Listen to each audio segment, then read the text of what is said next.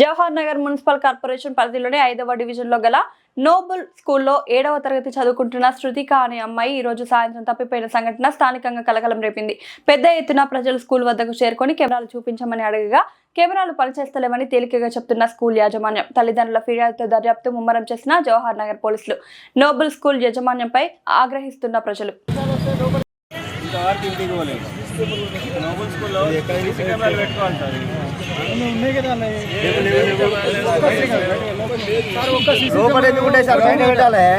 పిల్లలు పోయేది బయట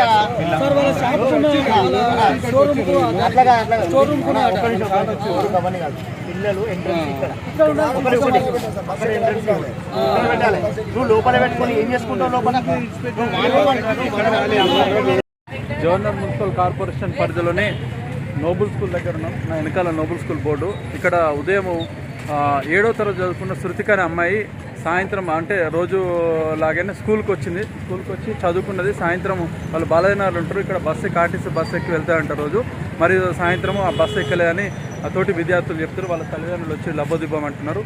మరి ఈ స్కూల్ ఇంతవరకు ఇది మెయిన్ గేటు.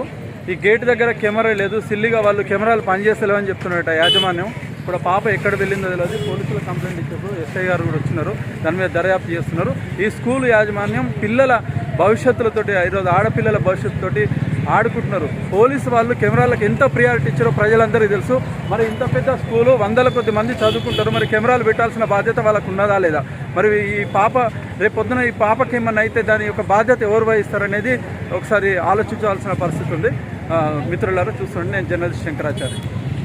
8:30కి వచ్చి 8 గంటలకు వెళ్ళిందన్న. స్కూల్కి వచ్చింది. సాయంత్రం వరకు ఉన్నదంట అన్న.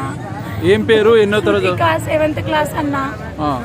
7th క్లాస్ బయటకు వచ్చిందంట. బస్సు ఎక్కలేదట అన్న. టీచర్ ఎక్కమంటే మా బాబాయ్ వస్తాడని చెప్పి. ఎక్కడ మీరు ఉండేది? మేము బాలాజీ నగర్ అన్న. అంటే స్కూల్ బస్సా? స్కూల్ బస్ కదన్న, ఆర్టీసీ బస్ అన్న. బాలాజీ నగర్ ఆర్టీసీ బస్సులో వస్తుంది. ఎక్కలేదట? ఎక్కలేదంట అన్న.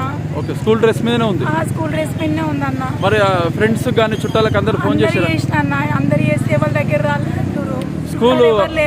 స్కూల్ యాజమాన్యానికి ఇంటిమేషన్ ఇచ్చిరా? వాళ్ళు పోతే ఏమీ చెప్పలేదు. సీసీ కెమెరా ఇటు సైడ్ పనిచేస్తలేదని చెప్పిరన్న. ఓకే.